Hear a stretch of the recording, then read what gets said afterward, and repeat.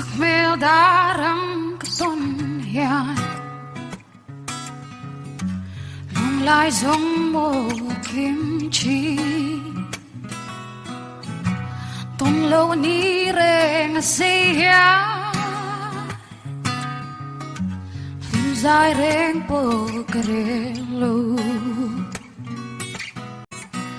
lengdang ne nuih hian Lairil mo Tleidang biahthu di lana liamsan hi hlau Zatiang laikhum belh Nghilh thinlaiah Thlunglu thiam Hmangaihna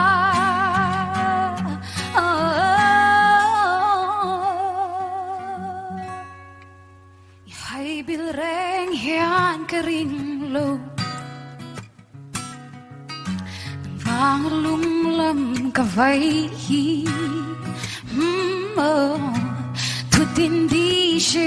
thiam tin ngai che mo mi Zatiang laikhum Nghilh thinlaiah Thlunglu thiam Hmangaihna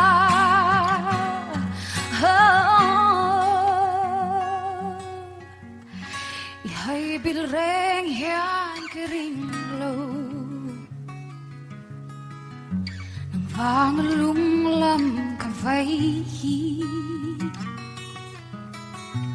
thu tin di shil thiam em tin ngai che